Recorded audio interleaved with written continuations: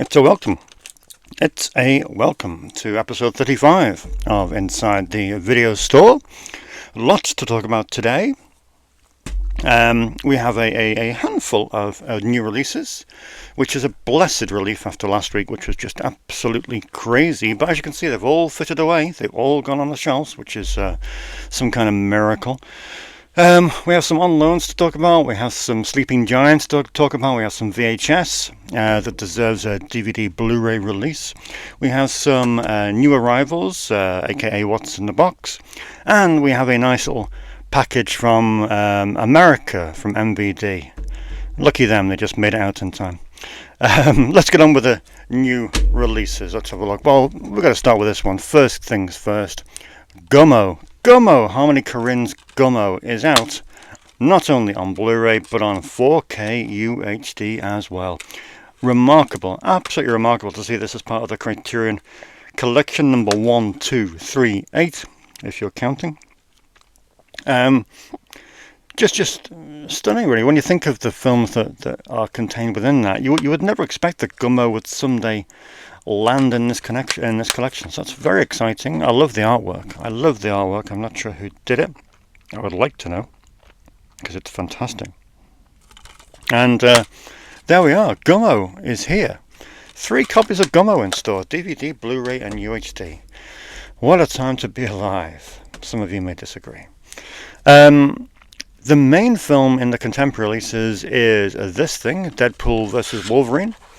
Or Deadpool and Wolverine. Sorry, that's a bit of a faux pas. Again, not my cup of tea. I will never watch this film, but I'm hoping it'll be popular. I'm guessing it will. There's kind of a lot of buzz about it when it came to the cinema. I know a lot of people have bought it who might not necessarily tend to be leaning towards this kind of entertainment. With this kind of thing, I'm a little bit dubious of how many to get in store, because stuff like this does go on Disney Plus the day of release, and if you're a Marvel fan, you probably do subscribe to Disney Plus, so you're going to have access to it anyway. So it's a bit of a tricky one in terms of rental copy depth, but we'll see. Like I say, nothing ventured, nothing gained. Next up, another twofer on Blu-ray and DVD is Eli Roth's Borderlands. This was a bit of a mess, wasn't it? I think Eli Roth, did he get sacked from this, or replaced, or locked out of the editing room? Something happened, but I think it goes way back to 2021, 22, and yeah, just a bit of a situation developed. Again, not remotely my cup of tea, because I'm not a gamer. And this kind of entertainment does nothing for me, but still it will have an audience, especially with a cast that includes Cate Blanchett, Kevin Hart, Jack Black, Edgar Ramirez, Gina Gershon, and Jamie Lee Curtis. So that's very cool indeed. Let me move this out the way. Apartment A is the last release of the week, which is a prequel to Rosemary's Baby. Just what we all wanted. I know this has been drifting around on Paramount Plus for a few weeks / months. I don't know if have you seen it? Is it any good? It's got good people in it, so you would expect some level of aptitude. Whether that is the case, I do not know. But they are this week's new releases, and a fair spread. But I mean, at the moment, we still have Longlegs romping home to victory, as well as Maxine, both doing really, really well in terms of rental. So, they are busy. And M. Night Shyamalan's Trap is still renting well as well. So, what else has been going out this week? Just highlighted a few little films that perhaps are a little bit unexpected when people bring them to the counter. First of all, it's always nice to see a Russ Meyer film go out, and that's the case with Faster Pussycat Kill Kill. Always cool to see one of these going out. I know a couple of these are coming to Blu-ray next year, courtesy of Severin. That will be exciting. I was hoping for the full set, but I'm not sure if it is going to be the full set. It might just be the Pussycat films, but we shall see. A bit of Jess Franco going out as well. Faceless, always a pleasure to see. It was quite interesting actually. I had a message come in, a phone call. Someone rang my bell, asking. They lived in Somerset. A very nice guy by the name of Grant. Nice guy. Wanted to chat about video stores because he's in Somerset. He thinks it is a prime place for a rental store. I get a couple of these phone calls a year. Normally I try my level best to talk people out of it, as I don't like to see them destitute and broke. But, you know, we'll see. I think it came as a bit of a shock to him that much of the rental trade is based around this stuff. It's based around this stuff, the stuff you can't get, the stuff you would never find in traditional video stores. And unfortunately, it isn't just a case of getting your DVD collection from home and putting it in a shop and waiting for it to rent, because that won't happen, that won't cut it. DVDs, while still renting heavily, it tends to be stuff that's not available on streaming, and it tends to be stuff that they'll rent it on DVD as a second option. Blu-ray is always the primary option. Certainly this year we've seen a real switch towards Blu-ray being the primary renter. So yeah, I tried to be as cynical as I could with regard to the idea, but you know, people have got to do what they've got to do, and people have dreams. So, you know, I wish them every success. I would love a rental store in every major town in the UK. That would be absolutely fantastic. But I have to express my sincerest cynicism about the profitability of it. But we'll see. Critters has gone out, Critters 1 and 2, which is always cool. But I can finally retire this old battered box set come December with the release of Arrow's Critters box set that has not one, not two, not three, but 4 audio commentaries by myself and Matty Budurevich. How fun it was to talk about Critters for 6 hours, like you don't believe. So yeah, I'll be glad to retire this, because this has been bashed and battered and rented like hell for the last 20 years, and finally we can retire it to bed. Well, we'll still keep the DVDs around, but the box set can go in storage. I think there's an article on the internet this week about Nothing But Trouble, always worth a bit of attention. So someone read that and came in and said, "Do you have Nothing But Trouble?" And I said yes, because it's one of my favourite films. Of course, with it being written by, produced by, directed by and starring Dan Aykroyd. Never been released on any format here post VHS. This is the Dutch, I think, DVD, which I've had in for a number of years now. Really cool film, and it's really exciting that someone's rented it this week, so they can bring it back and tell me they despised it. But we'll see. Another cool film to see renting out is Lars and the Real Girl. I did enjoy this when it came out. I thought it was a really, really good movie. Ryan Gosling, just wonderful, and yeah, just original, and just a really heartwarming love story to some respect, but it was great. So it hasn't been out for a couple of years now, so it's really cool to see it renting out. I do love it when B movies like this go out. Invasion of the Blood Farmers, a real grindhouse classic, as it says on the back.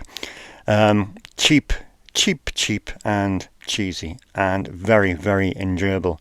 And I hope the person who rented it really, really likes it. Probably the highest renting film this year is without doubt this thing, Hundreds of Beavers. Honestly, you only have to ask some of my customers who've been renting it. It literally rents out, comes back, it's on the shelf for an hour or two, goes back out, comes back on the shelf for an hour or two, goes back out. I think that this has been this hasn't been available for more than a day, more than a consecutive day. Incredible, really. But it's great, you know. If you'd have told me at the start of the year that a slapstick film in black and white about some beavers would be your most profitable film this year, then I would have mocked them quite a great deal. But it's true. It has been out a ridiculous number of times, and everyone who's rented it has so far enjoyed it, which is a very nice surprise indeed. I currently have one guy who's going through my indie section line by line, shelf by shelf, which is very cool indeed. And this is one of the latest he's rented. It's Jindabyne, which, isn't this a great film? I don't know if you've seen it, but from the director of Lantana, another brilliant film with Anthony LaPaglia. And this is just fantastic. Laura Linney and Gabriel Byrne star in this. Just a great Aussie thriller. Slow burner, but a good Aussie thriller that kind of doesn't rent out very often now, but it's a very, very good film. I do love that a great deal. So there we are. That's a bit about what's been renting, all the cool stuff. Two lots of new arrivals to look at. What's in the box? I'll ask some sad news in that my parcel that I was whining about last week and the week before has gone missing. It's officially declared lost. But that's life, can't do anything about it, move on. So I've reordered some of those films, and they've arrived in a couple of days, because I ordered them from Strange Vice, because you can rely on Strange Vice. They never let me down at all. Might pay a quid more or £2 more, but it's worth it for the peace of mind. And those films that were in the Waylaid box are this fine pair of Mike Mendes films. I've spent the weekend watching them, and it's so great to revisit them again. We have Killers from 1996, which is just a great home invasion film with a twist. Really, really cool. It's got some great liner notes there by the excellent Heather Drain. And yeah, it's just great to see this film have a second wind on something beyond VHS. So really pleased that it's come out on Blu-ray, and that is a very nice surprise from Synapse Films, an excellent addition to this video store, as is this, The Convent. I love this film. Zombies with day-glow blood, neon blood, you can't beat it. It's really, really funny. It's really, really gory. And it's just a great time. It's cheese, but it's enjoyable cheese. With good people. Adrienne Barbeau, Coolio is in it as well. And it's just a great film. And it looks amazing on Blu-ray now. My old DVD has, obviously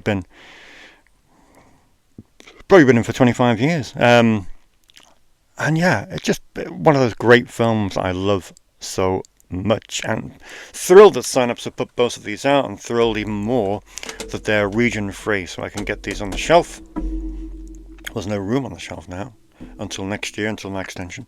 And get them on the shelf and get them renting to people, and hopefully get them seen for the first time, because they are worth a look. The new Film Masters release is in. Again, they've really done the business with this. It's incredible. It's another double bill. We have Door to Door Maniac with Johnny Cash, which they've paired with Right Hand of the Devil, which they class as a super rare bonus movie.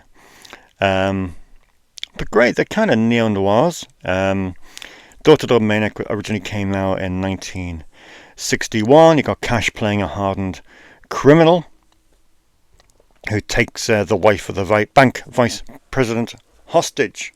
Haven't seen it yet, but looking forward to it, because as I say, Film Masters, I can't wait to create a separate section for their releases next year, because they deserve some attention. Stuff like The Beast from the Haunted Cave, you've got Common Law Wife, just a great array of movies. I think this is their 6th or 7th film that they've released this year. Devil's Partner was another. Just really great releases of neglected films that would be classed as B movies. I have acquired a whore. And there she is. Mentioned Ken Russell a number of times on the show this year. Desperate to really expand that Ken Russell section and fill in a few of the blanks. I have done that. There's not much more to add to the Ken Russell section now. There's another one here just below this lot. But yeah, really cool to add Whore. Again, it's a film that's been neglected in the UK as much as Ken Russell's stuff has. So it's cool to get this imprint Blu-ray, which is nice, a few quid. I know Via Vision have got a sale on at the moment, but their website is an absolute disaster to navigate. But that's life. So I thought I'm going to leave that sale and That will do me. So I'll just pick up a copy of Whore and I will be satisfied. So yeah, really cool. I mean, I'm a big fan of Visual Vengeance, as you can see from up here. I don't know if you can see from up there, but I've got the whole Visual Vengeance range there, all 14 titles. But they've had a gap, and it's always worrying when little indie labels have a gap, because you kind of think, well, are they coming back?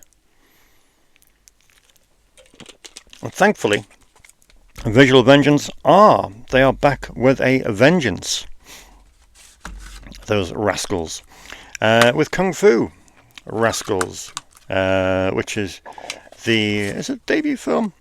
Debut film from Steve Wang, no pun intended, who went on to, of course, to direct stuff like Drive. What a film that was. Brilliant. But that's the thing with Visual Vengeance. The effort they put into special features is remarkable. You know, they got a feature-length documentary on the making of this. They have a commentary with a director. They have a commentary with super fans just into Clue. And they have loads and loads. They have short movies. They have behind the scenes. They have a VHS sticker set inside here. A poster. I mean, it's just remarkable. So really, really excited to see Kung Fu Rascals come in, and really thrilled to see Visual Vengeance back on the agenda.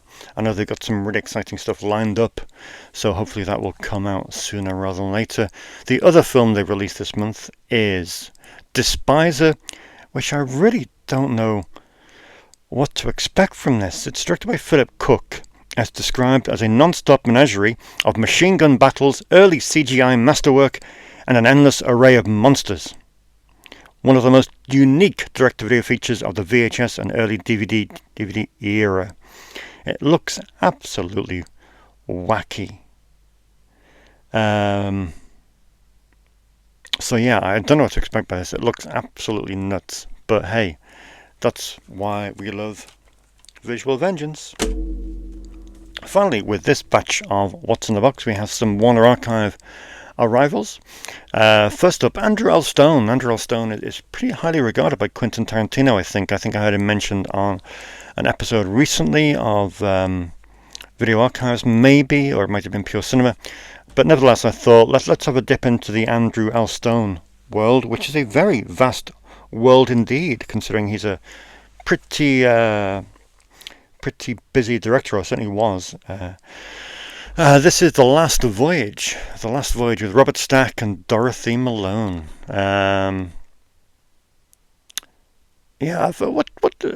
set 1970 was it? I think it was 1970 that it dates from. Probably way out on that. 1960, only 10 years out.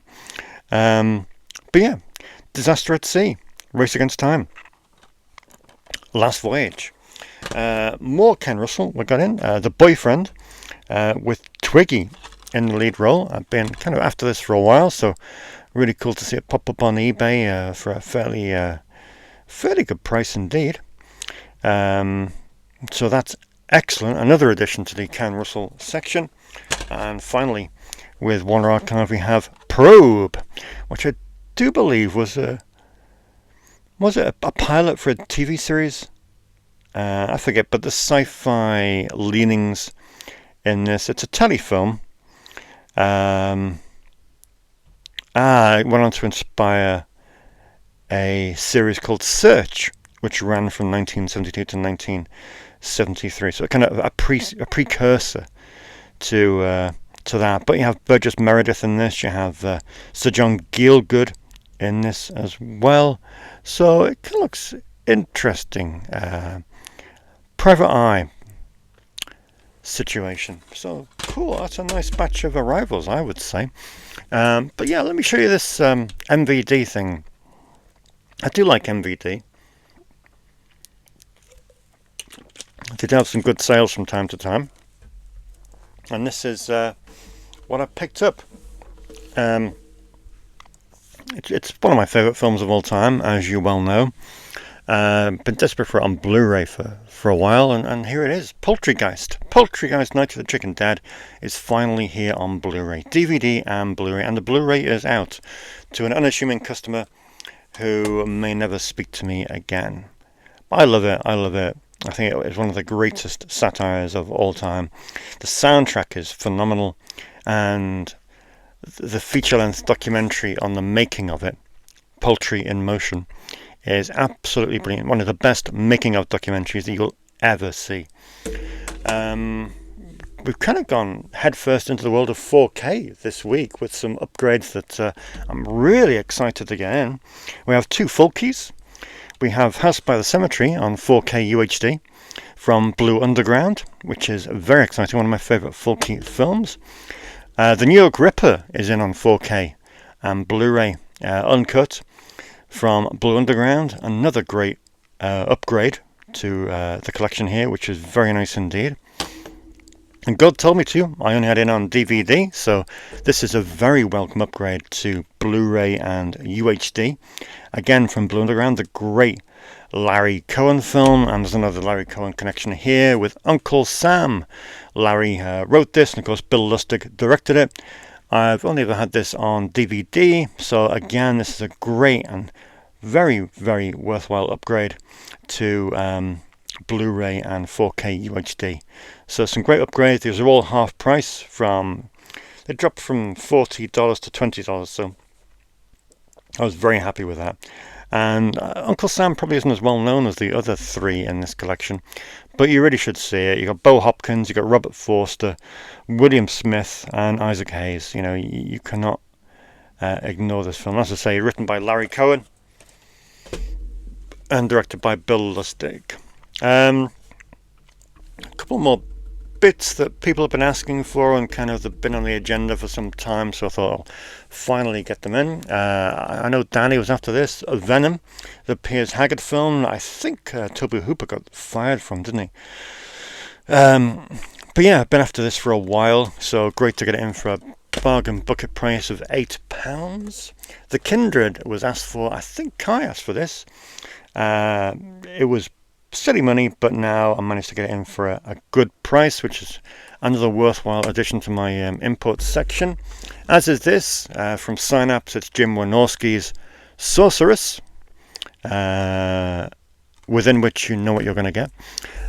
I'm sure didn't Vinegar Syndrome release Witch Trap, but yeah, I was talking about Kevin S. Tenney the other week, wasn't I? And I was convinced I had this film, but I didn't. For some reason, my Vinegar Syndrome copy, I mustn't have picked it up. I mustn't have picked it up for some reason. So, as is the case with some Vinegar Syndrome titles, MVD occasionally picked them up for a second run reissue. And here it is. So that's great. I'm thrilled to have that in. I don't know much about this film, but I got a couple from Unearthed, the film company Unearthed, the distro Unearthed. And this is The Unnamable. All I know of it is it's a bit of an H.P. Lovecraft riff, which is fine by me. So that's that. This I'm very excited for. I can't remember if this came out in the UK on DVD. I think it did.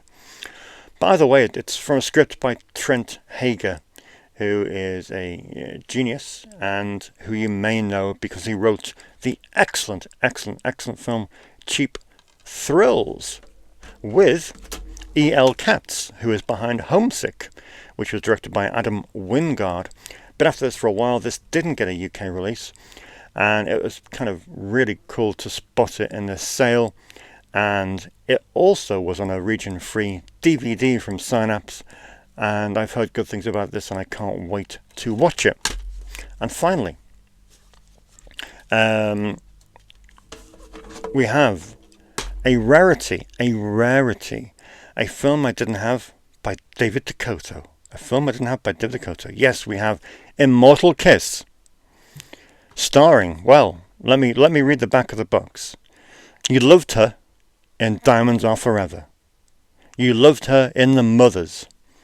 You loved her in Darktown Strutters. Trina Parks is back, and this time she's Dracula's soul sister. Yeah, so it's kind of like a blaxploitation riff on a vampire story. But yeah, it was a David Dakota film I didn't have, and as my friend Andy's son likes to say, I shall put it in the naked men section, just down there. So that is the MVD sale arrivals. Very exciting array of films, so that's very cool indeed. Looking forward to sifting through those at a later date. Oh, I've forgotten something. I can't remember. Anyway, got 2 more sections to go. I'll just... Oh, comments. That was it. 1 second.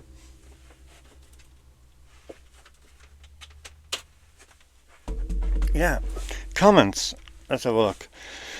From last week, Paul Berryman says he really enjoyed Late Night with the Devil. It's renting very well, Paul. Such a great idea, executed well. I also like the Tom Savini version of Night of the Living Dead. Yeah, Danny hasn't brought that back yet, but I'm hoping he likes it too, because I'm a big fan of Tom Savini's interpretation of the Romero film. So that's pretty cool. We Can Rebuild Him says, this is really nice. He says he loves Garage. We mentioned Garage last week in the Sleeping Giants section. He says that the director Abrahamson sort of doing the Dardenne brothers thing, and he asked me if I've seen his first film, Adam and Paul. Yes, I have. That's funny enough, it's about 3 shelves above it in the indie section there. You say you think it's his best, and that's fine. Yeah, it is a very, very strong film, but I think Garage just pips it for me. But yeah, they're both excellent films, and Lenny Abrahamson is a brilliant director who made some excellent films early on in his career. They're both worth checking out. That's Garage and Adam and Paul. Mary Mungle and Midge says that there's a great edition of Bloodbath at the House of Death on UK Blu-ray this week. Yes, there is, but I got it in already from Vinegar Syndrome, and there's a few little differences between the 2 editions, but I'm happy with the Vinegar Syndrome edition, and no one's rented it anyway yet, so I don't think it's worth stocking 2. Yeah, I think something else came out this week as well. The Albert Pune film came out this week. Sword and Sorcerer came out from 101. $34.99 is a little bit too much, in my opinion. I mean, the Gummo Criterion, which was Blu-ray and 4K, was cheaper. So to charge $34.99 for the Sword and the Sorcerer is a little bit crazy. So I think I'll be waiting to pick up that one. I do like Albert Pune, but not that much. Matthew Bedrovich is the biggest Pune fan in the world, but he even wouldn't pay that much. Horahan says, great to see you getting some TerraVision releases in. Srigala is definitely worth a watch. A crazy Indonesian ripoff of Friday the 13th. Yes, I'm looking forward to Srigala. I'm just annoyed that it was advertised as region free, but when it came in it was region A locked, which means I can't share it with my customers, but never mind. Franco-esque was really helpful this week because he was saying that the J Horror Rising box set is probably the best box set of this year, and he gave me a very handy guide of the order on which to watch some of the films contained within, beginning with Noroi. So yeah, that's definitely the place to begin with that. So I can't wait to get stuck in on the J Horror Rising box set from Amazon. James says that he wasn't impressed with Starvacre. Definitely not worth the £17 he paid for it. If only I had a Snips Movies near me, I could just have rented it. Well, someone rented it yesterday, James. So I'm looking forward to what they're saying. I did actually pass on your comment to them, so it'll be interesting to see a comparison on whether or not they like it or not. And finally, Judge Muffin says, A Quiet Place in the Country. Geez, these Quiet Place sequels are running out of ideas. Okay, there's the comments.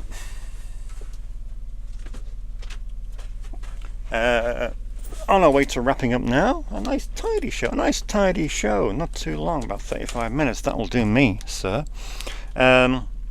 Sleeping Giants, just 3 I plucked out from the W's this week. I know it's not Sesame Street, but I like to, have some thematic thing with the with the Sleeping Giants. First up, I've been watching, the other people this week. I've been on Netflix, unfortunately. I do subscribe, but I self-flagellate quite regularly just to pay for it. I've been on Netflix because there are maybe two things on Netflix that I enjoy watching, so that's well worth the £160 annual subscription. One of which is the Diplomat, which I think is one of the best series on TV at the moment. I love it. I think it's fantastic, and it's brilliantly written and brilliantly acted as well, with some good people in it, like Rory Kinnear and Kerry Russell, who is superb in the lead. And just watching it this week, it made me think about Waitress, which is a spectacular film, a really spectacular film, directed by the late great Adrian Shelley, and it's not one that rents very often, and it should do, because it's wonderful. Kerry Russell is wonderful. The script by Shelley is wonderful, and it's just a great film, and it deserves a bit more traction, I reckon. Next up we have, I haven't seen this since it's on TV. I'm just wondering whether I should revisit it, because I'm not sure how it would play 30 years on. Of course, David Lynch had changed everything with Twin Peaks, and imitators were bound to follow, one of which was this, Wild Palms. Oliver Stone's Wild Palms. Jim Belushi, Robert Loggia, good cast in it. I think this is the first few episodes, is it? Or is it the whole lot? I think it might be the whole lot. So, has anyone seen that recently? Is it a keeper? Is it something to revisit? I don't know. Answers on a postcard, please. But yeah, it just caught my eye this week, and I thought, well, I'm going to present it to you and see what you think. So yeah, get back to me on that one. And finally, I recently upgraded this to 4K on the Arrow, release. Well, I got the 4K or I got the Blu-ray. Either way, it's a great film. I love Wild Things. I think it's an absolute blast, as people like to say, rather predictably. But in this case, we have a lovely array of things like Wild Things 2, and those lovely red. You've seen those red rental discs? It's weird. Sony used to do this going back a number of years. When we would buy a rental DVD, they would put it on red discs for some bizarre reason. Absolutely bananas. But yeah, Wild Things 2, Wild Things 3, and Wild Things Foursome. I love this quadrilogy. Not a word, but still. I love this quadrilogy to bits because they're just pulpy drama that is just perfect for a non-thinking evening of entertainment with beautiful people. And just wanted to point that out. I'm a big fan of the sequels, and I did propose actually to 88 Films that they should do a box set of Wild Things 1, 2, 3 and 4, but unfortunately it didn't pan out, which is a shame because that would have been great, I reckon. So there's some Sleeping Giants for you. Finish off with some tapes. 3 tapes that I would dearly love to see on Blu-ray sometime, because I think they deserve it. We have just one of the greatest Italian macaroni combat films ever. Why it hasn't been released by someone yet, I do not know. Whether the materials have been lost or something like that, or it's tied up in all kinds of dodgy rights, I don't know, but it's astounding. It is Warbus.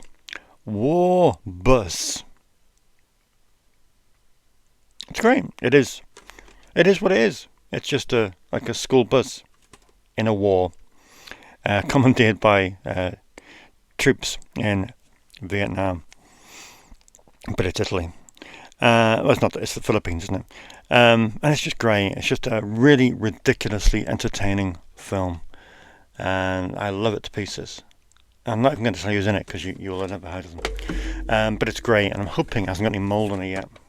And it doesn't, thankfully. But yeah, I watch that pretty much annually because it's just a riotous good time. Some Tobe Hooper that I do feel should be on a better format. I think I got a French DVD release decades ago. Hasn't been seen since, be it in here or America, I don't think. But it is Tobe Hooper's Night Terrors, starring Robert Englund. If you didn't know, he is the star of Nightmare on Elm Street. And it's just a great Marquis de Sade story. It was done for... was it done for Canon? No.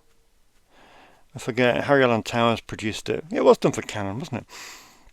And it's great. It kind of got shrugged off at the time, like A Bad Case of Fleas, but I think it's a really good film.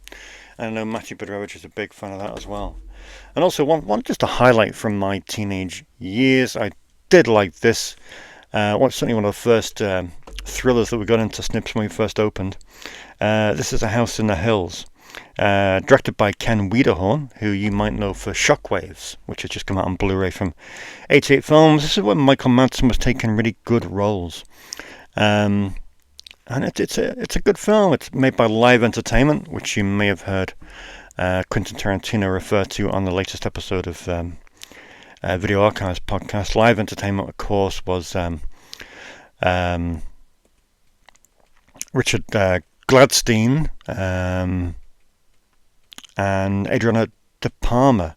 I think they set that up and they helped him make Reservoir Dogs, and he kind of said that Richard Gladstein is the pivotal figure in him getting a career.